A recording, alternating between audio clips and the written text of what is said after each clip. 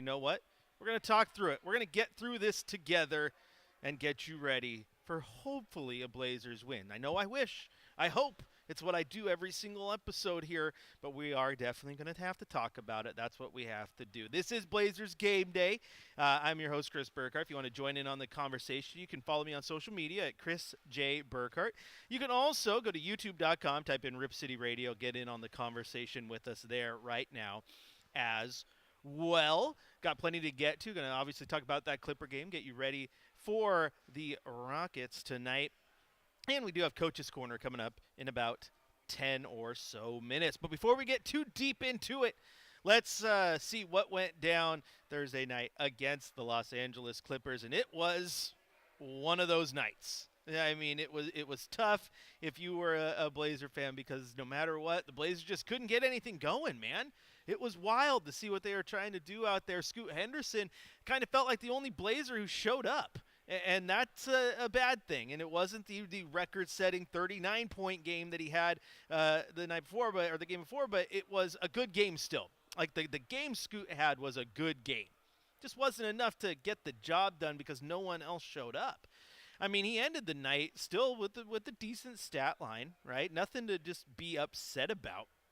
He did come in, and he had 16 points. He had 6 assists. He would have had more. His potential assists were through the roof, it felt like. Go watch the game. Very first possession, alley-oop to DeAndre Ayton. DeAndre Ayton whiffs it. The very next possession, he gets a shot. Ooh, Shaedon Sharpe in the paint, wide open. He hits him with a beautiful pass. Shea turns around, gets rim checked on the layup. Right, there's 2 assists right there. So Scoot, I thought, could have had more, and I thought he played a good game, but no one else really showed up for the Blazers.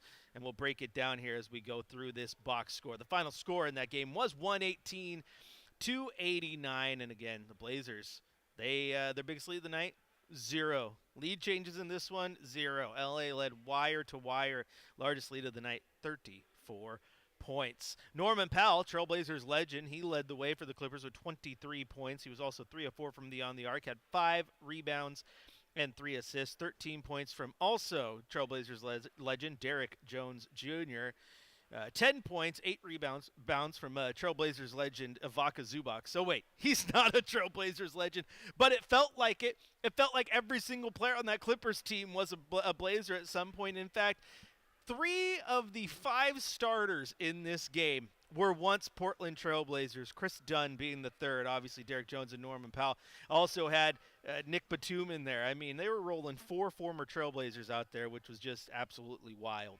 19 points from James Harden and a couple Beatty James Harden-esque fouls. It was one of those nights.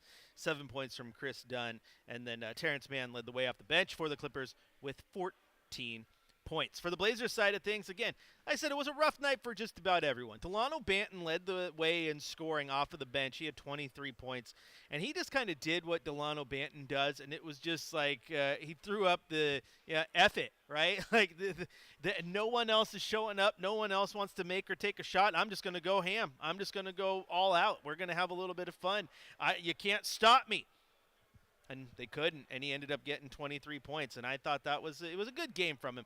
Not perfect, and he's not a perfect player, and there's plenty for him to work on, but he did go out there and get the job done in this one, so I respect it. Outside of that, again, Scoot Henderson, 16 points. He had 6 assists, 2 rebounds, 3 steals. He did have 5 personal fouls, a couple of boneheaded fouls there, but you know what? He was trying to make some plays, and I appreciate that.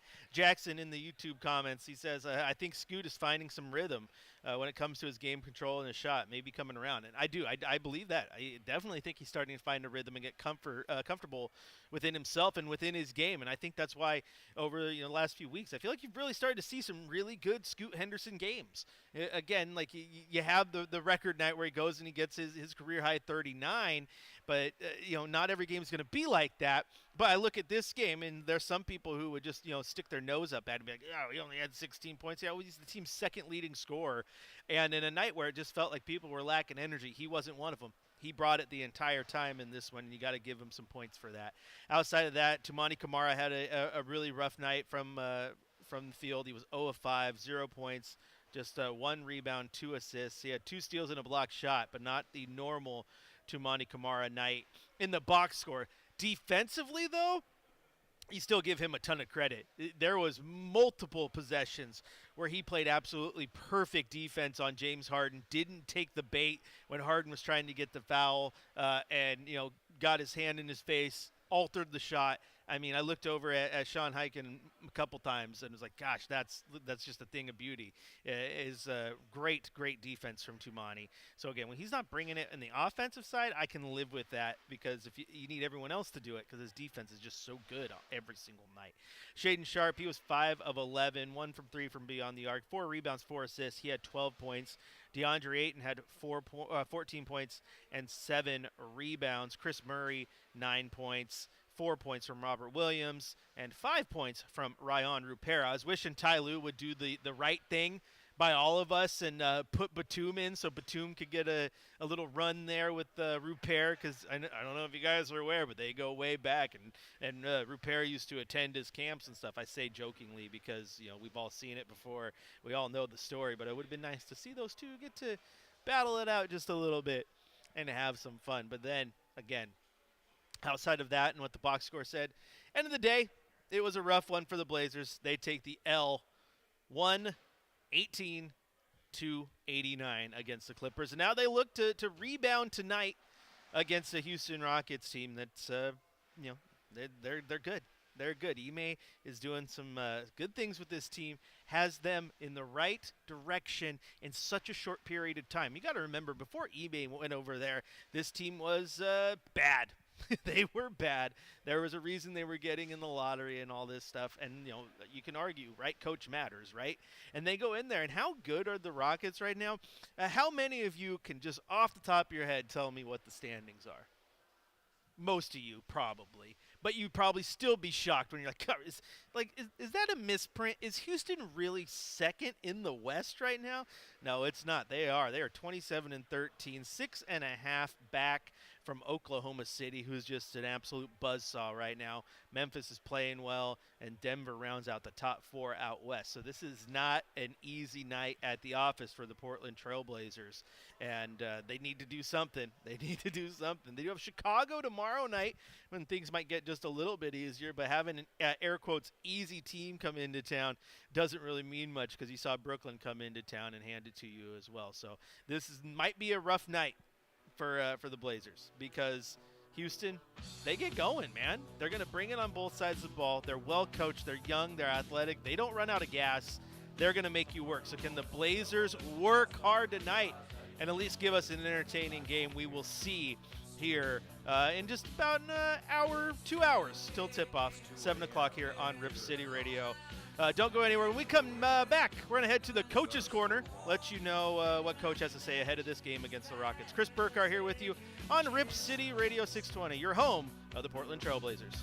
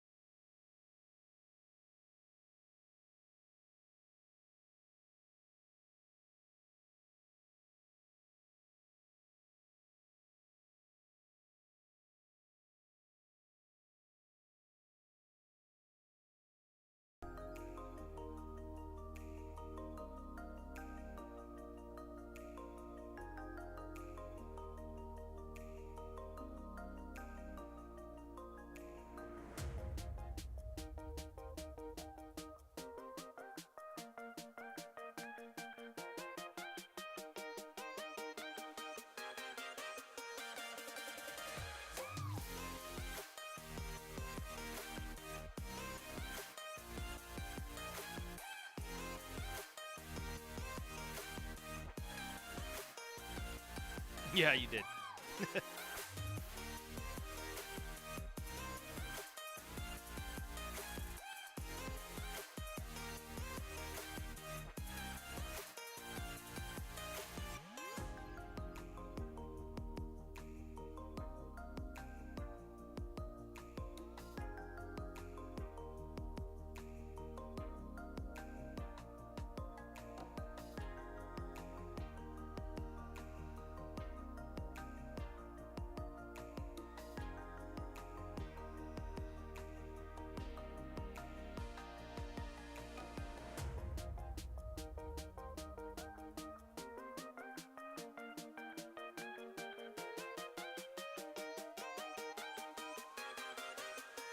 Yeah, just pushing some music to YouTube.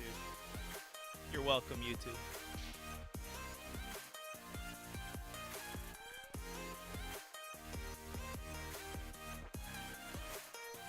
Negative. They hear me when I talk. Your headphone audio is blocked, so they don't hear you or any Chauncey or anything yet until I tell them to. Isn't that right, YouTube? Giving you your behind-the-scenes action. Hearing me over the music. Isn't it beautiful?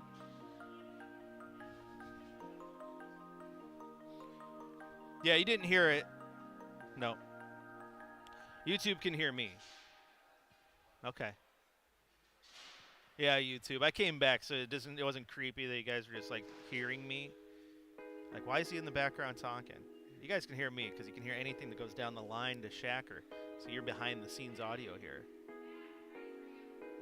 They don't hate the NFL. They're watching everything simultaneously. Sports nuts. Where there's a will, there's a way. Well, yeah. What can I say except you're welcome? My wife wants me to sing to YouTube.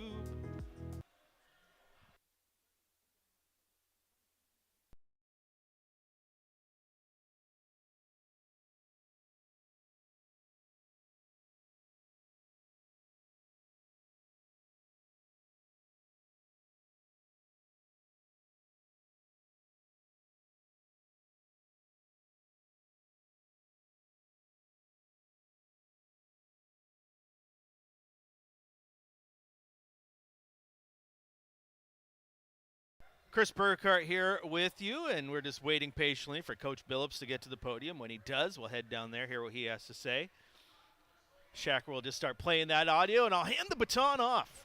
Hopefully I don't have to stall for like 5 minutes like I did last game. I was like, oh, whoa, what's going on here? This is wild. This is wild. You guys remember the other night when we were talking about Contra?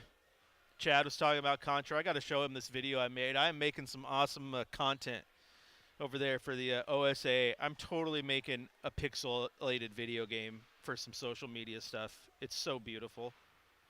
It's so beautiful. You guys will love it, I promise. I promise. Wonder what Coach is going to say. We get an update on DeAndre Ayton. I don't know if you guys saw, but earlier today the updated injury report had him listed as questionable with a back strain. And you really hope he can go tonight, because if he can't go, I mean, you got Robert Williams, which is good, but boy, howdy does your center depth take a hit without another big guy up there. And we've seen it before, right? We've gone Klingon and Reith, Klingon and Walker. Obviously had times where Klingon and Williams were both out, but man, what I just kind of want your full plethora of bigs so you don't have to mess around every single night. Playing the what-if game and who could go and who can't go. But we'll get an update there. I think Denny Avdia is starting to heal back up from the ankle injury that he got in practice, so we'll hear if there's an update there, if he's ready to go. Last I checked, too, I did see Jeremy Grant was listed as questionable, so he might be making his return tonight from that facial contusion, which may or may not have also involved a little bit of a concussion there, at least on the mild side. That's part of the reason I believe he wasn't even in the arena as of late, because we talk about concussions, man. If you have one of those, the lights and the sounds and everything you hear at an NBA arena, oh boy, it's nasty, and it throws you off a little bit, that's for sure. But yeah, we're just waiting patiently for Coach Billups to get there. Fashionably late all the time. It's like Twister, right? Fashionably late again, Jonas. Fashionably late. Why? 5:15. Get in there. Help us out. Clock integrity, man. Clock integrity. There he is right here. We can hear him. Let's head down. Okay, I'm not sure. I'm not sure yet. Chauncey, what stands out when you see this young Rockets team and the way they've been able to make serious strides this season? Their toughness. Their leader, Freddie. I think he's been the biggest difference. You know, obviously Sengun is playing at an extremely high level. Jalen's playing at an extremely high level. So those young guys have really, really taken a step. But their leader, the general, I think just kind of keeps it all together. But I think Ime is doing a terrific job, you know, instilling how they play, you know, the toughness that they play with, the grit that they play with. It's the way that he made it in the NBA, you know. So I just think he's been able to put his imprint on the team. You know, they put the type of guys around him that he thinks can excel, and man, they're having an incredible season. They were not like, you know, where you guys are kind of right now in your process and your rebuild and stuff is not too far away from where they were like a couple of years ago. What have you kind of seen from, you know, how they were able to kind of get from where they were a couple of years ago to where they are now? And is that something you kind of look at as like maybe a model for like? Yeah, I think the biggest thing, the most important part of it is you need, you know, in terms of the development piece, you need a couple guys to go up. You know, you need them to go to that all-star type of level, you know, and obviously Sengun has done that. Jalen, you know, has been incredible. He's done that, you know, too. So you need that development to, like, skip some steps, if you will, you know, if you ever want to speed it up. And so, you know, we're in that process where we're just trying to get some guys to get there, you know. But they've done that, and then they've added, you know, some veteran pieces around, you know, to speed the process up as well, you know, with Freddie and with Dylan, you know, a guy like Jeff Green, you know, who most people never even mention his name, but he plays in a huge role on that team, you know. So they've done it right. Coach, you said Ime has put his imprint on the Rockets. Do you feel like you've put yours on the Blazers? I've tried, Jason. I've tried, man, and I think for the most part, we play hard every night. You know, we compete like crazy every night. That's just kind of what I'm about at all times, you know. Could I be better? Yeah, probably so, you know, probably so. I think there's a lot of areas that I could be better in. But at the same time, every guy that I coach that plays for me, they know what I'm about. They know how I want to play every night. They know I'm a competitor. And I think for the most part, we compete, you know, very hard, you know, pretty much every night. Seems like Tumani is flashing a little bit more offensively of late. Yeah. When it comes to like layering on skills or just doing more offensively, how do you approach it? Do you wait for him to flash something and you follow that? Or are you going to him and being like, I see this for you, let's give it a shot? Yeah, it's all about really the work that he puts in. You know, I see these things far long before that y'all ever see them. You know, in terms of the work that the things that we try, the things that we work on at the practice facility or in his individual time workouts, or last season talking about, okay, well, how can I be better? You know, what can I do offensively that I can take a step? So these things happen a long time before y'all ever see them. And two's he's done a really good job. I mean, and he's one of those guys that he plays so hard and he gives you so much that you're going to accept some of the things that he tries out there. You know, you're going to live with him. I think he's doing a really good job of trying to add to his offensive game, knowing that, you know, he didn't want to be just a defensive player that they just start putting all kind of players that they're hiding on him. You know, he wants to be able to make them pay. Did you go back and watch his block on Norm, where he started on that play? No, that was crazy. That was a crazy. Describe to fans like why that play was so good. Well, why it was so good was, one, he never, as we all know, he never gives up on a play.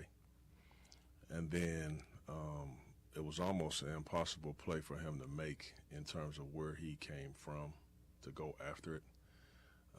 Most people would just watch that play, take it out, and run down, except for Tumani, you know. But the fact that he closed the gap, got there,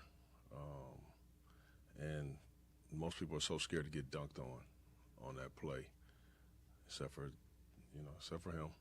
And it was a courageous play, man, and it was just an incredible effort.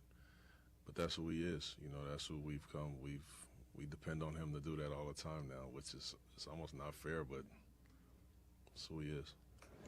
You talked about having a relationship with Norm the last time. From when he was a player, did you have any comments or any talk about that play with him after the game? No, I didn't. I didn't get that much time in with him. And there was nothing that I could really say about that game anyway. There's no way I would talk to Norm about that game. Any other questions? Thank you. Thank you. And there you hear it from Coach Billups ahead of the game tonight against the Rockets. And I don't know if he liked that question about leaving his imprint on the roster, like Ime has left his imprint in Houston. And it's a fair question, though. And he said, we've played hard, and they know that we're going to fight every single night. And I get that, but at some point, playing hard and showing fight is not that's not a DNA of a championship team, right? Like every team should be doing that, right? You're in the NBA, but like you look at the Warriors, right? Like their imprint and what you knew when you faced Warriors, especially in their prime, they're going to whip that ball around. They are going to hit every single side of that court. They're going to run, and then they're just going to lock down on defense and make you work, right? You knew when you played the Spurs dynasty that between Duncan and Ginobili and Parker, they were cerebral, right? They were just going to pick you apart mentally with how good they were at that game. Like that's an imprint, right? And this Rockets team too, kind of like I was talking about a second ago, like they're not the rollover Rockets, of 2-3 years ago. This is the team that same thing. They're going to come out and they're going to try to punch you in the mouth. They're going to try to punch you in the mouth. They're going to make you work for absolutely everything on both ends. I mean, you look at the DNA of the guys that they have on that roster, right? And it makes absolutely perfect sense as to why they play like that. I mean, obviously Ime played that way a little bit himself. Like he didn't have the same skill set as a lot of guys on his team. But you guys remember his time in Portland here. Like it almost like how Tumani just goes out there and it's just hustle, and he's focused, laser focused on defense. Like Ime had those little moments too, where like you could tell where he was focused on certain things and he was going to go execute those things. And now he's doing that as a coach, but it's more refined. Like back when he was in Portland as a player, and you saw it, but it was definitely like it wasn't refined yet. Now it's refined, and so the team's going to go out there, and you get guys like Dylan Brooks. What's that guy going to do? Make you work for everything. Fred VanVleet, what's he going to do? Make you work for everything. He's been doing it for years. It's what he was like in Toronto, right? Good on both ends, making you work. Like that's putting your imprint, right? Putting your imprint is finding the marble, finding the stone, chiseling it, and leaving it there. Putting your imprint is not putting a footprint in the sand right where the sand touches the water so that the next wave that comes up erases it and no one knows what the imprint was. Different levels to this. We'll see what happens in the future as things goes on, but I would love Chauncey to not put a footprint in the sand. I'd love for him to chisel the marble a little bit.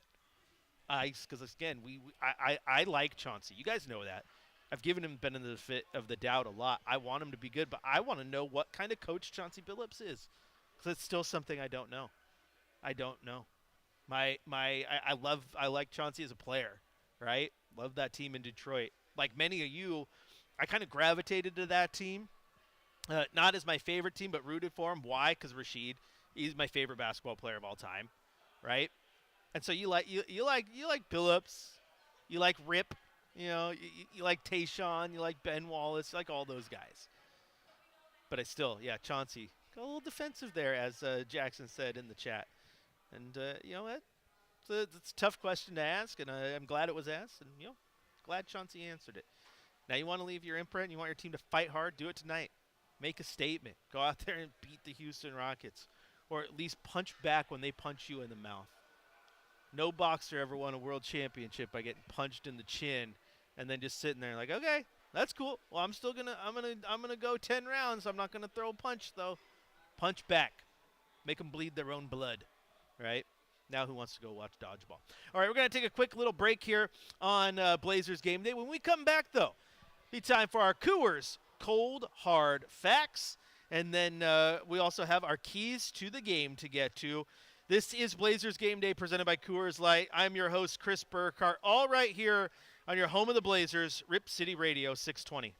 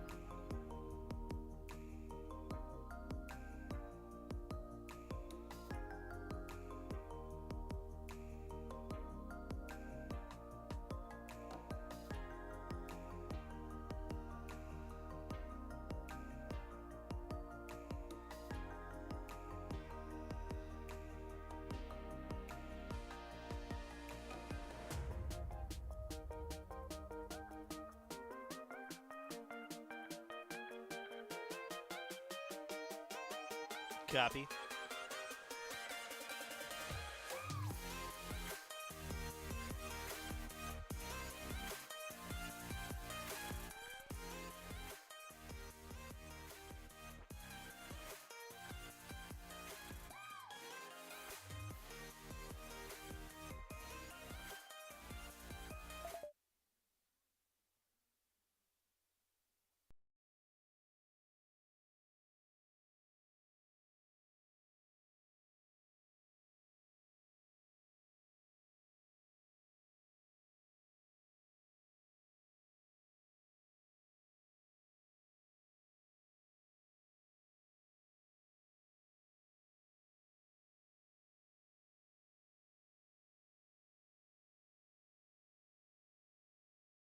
Time now for our Coors Cold Hard Facts.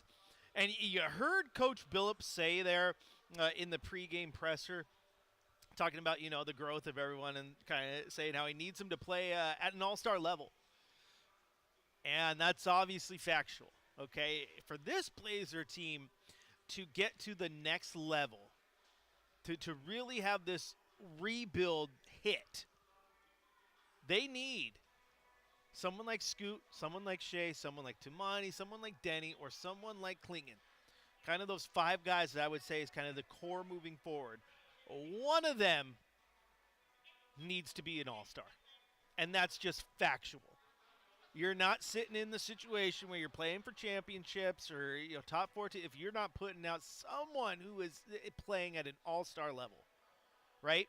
And so you got to find that guy. You need Shea. You need Tumani. You need someone to take the leap, right? Now Tumani, I don't know if he's gonna be necessarily an all-star, right? But like he is playing at an all NBA defensive level. Like if that guy continues to take the next step, like it's very realistically within the realm of possibility that guy ends up making a second team or a first team all NBA defense, right? And so we'll see where that goes. But I like that from him, right? And he'll continue to get better, and the offensive game will continue to come. So they have a guy right there who's growing, and that's good, but that's still not an all-star guy, right? Shea is the one for me that is the one that is so important to the success of everything moving forward. Because I've said this to you guys before. I don't necessarily think they drafted Scoot to be the guy, right? I think they drafted him to be a very, very important part of the team. And I think they drafted him to be the point guard of the future.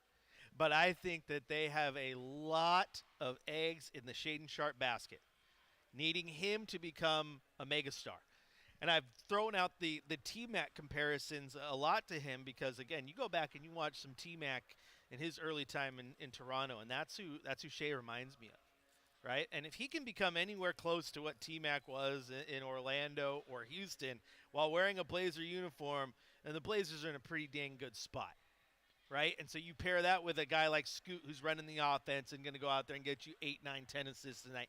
And you pair that with Tumani Kamara, who's going to, at that point be playing at an all-NBA level. Of course, he's playing close to that now, right? And then the growth of Denny and the growth of DC and then whatever other pieces you add in. I mean, it looks good. It looks like there is a bright future here, even before you factor in the possibility of, sneaking into that number 1 spot and getting a Cooper Flag, right? What happens when you add him to it? That's all important. The second thing the Blazers need, though, it's not just about needing those guys to play at an all-star level. The other thing they need an alpha. They need that guy who says, fine, I'll put you on my back. Let's go. Dame was that guy, right? You look at all the best teams in the NBA right now, like Boston, right? It's Tatum and it's Brown. It's Brunson in New York. Jokic in Denver. right? SGA in Oklahoma City. And they have that guy, that alpha, the guy who walks in, everyone goes, shh, quiet, he's here. Here, we got to listen, right? Now he commands your respect, and you ball out for him. Donovan Mitchell in Cleveland, right? They got alphas. Portland needs an alpha. They absolutely need an alpha. And when you get that and then pair that with some of the other things we just talked about, all-stars, first-team All-NBA defense, that Portland will look very, very good. It just takes a little bit of time to craft this bad boy. I'm confident. I like a lot of the things I see. It needs to come together. Because if it doesn't come together, if Shaedon Sharpe, and this is part of the cold hard fact, but if Shaedon Sharpe, because he's the one I think, again, is most important of all the guys on the roster right now. Like, I don't think Donovan Klingen's ever going to play at an all-star level, but he's going to be a very, very darn good starting center to build around. I do believe that, right? Denny Avdia might be a six-man style, or, again, a guy that you build around because you love him there, but maybe not an all-star. But Sharpe is the one that I'm focusing on.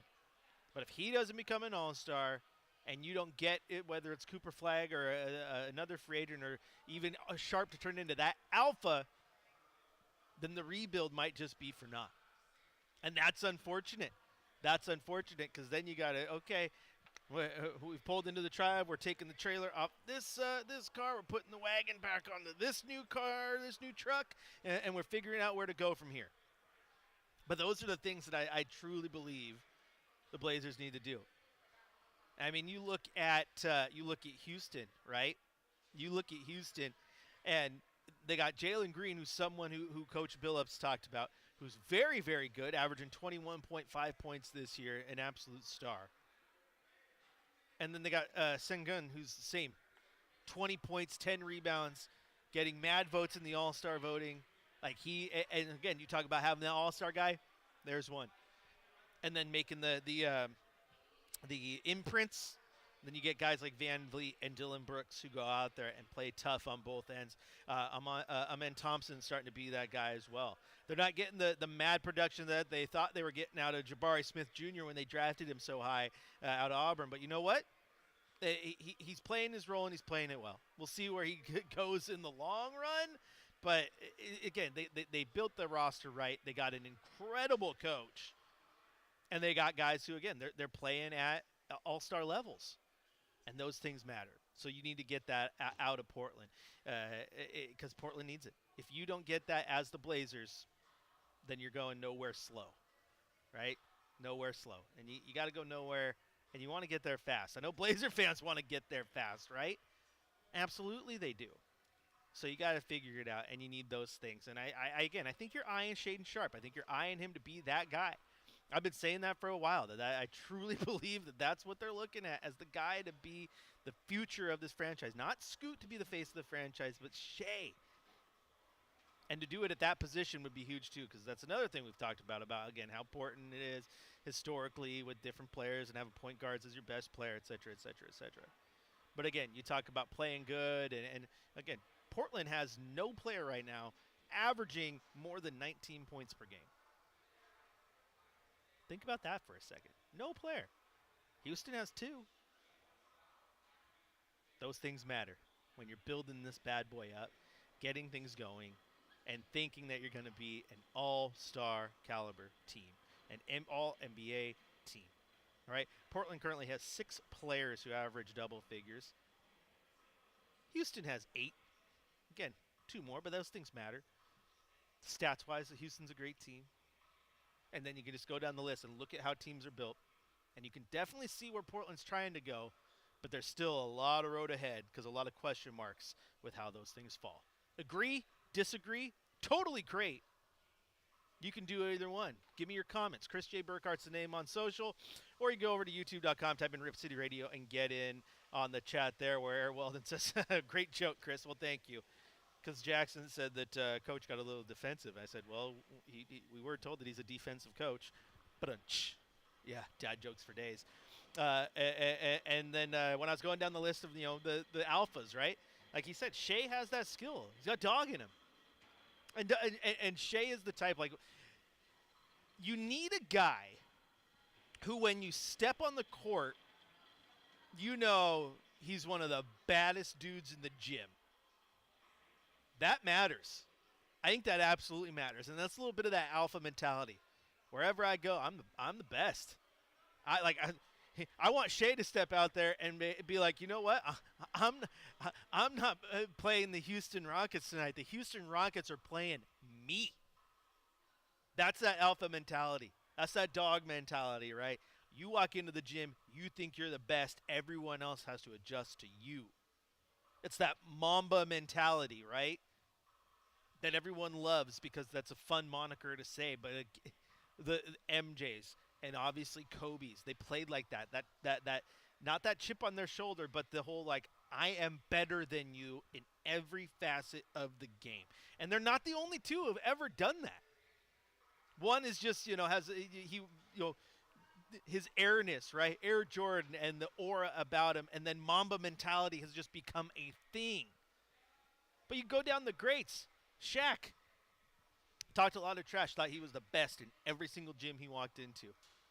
Gary Payton, trash talker. Why? Because he thought he was one of the best in every single gym he walked into. And again, guys in the league right now, SGA, he thinks it. Jokic, Jaylen Brown, Tatum. Brunson plays like that. Oh, big time. Big time. There was a moment in time when Brunson was in Dallas where he and Ant were kind of the similar player and the stats look similar, and you could have debated who was better. What has set them apart is now Brunson walks into the most historic gym in the world and thinks he's the baddest son of a gun every single time he walks in there. That stuff matters. It's that dog mentality we're talking about. I want Shea to be like that, because if Shea acts like that, yeah, all-star type play will follow. All right, we're going to take a quick break here, though, on Blazers Game Day. Thanks for letting me rant again. If you guys want to chime in on that take, Chris J. Burkhardt's one way to do it, or, of course, youtube.com. Type in Rip City Radio. Get it on the chat there. When we come back, though, it's time for our keys to the game. What do the Blazers have to do to beat this very, very good and much improved Houston Rockets team? I'll let you know on the other side of the break right here on Blazers Game Day, presented by Coors Light, on your home of the Blazers, Rip City Radio 620.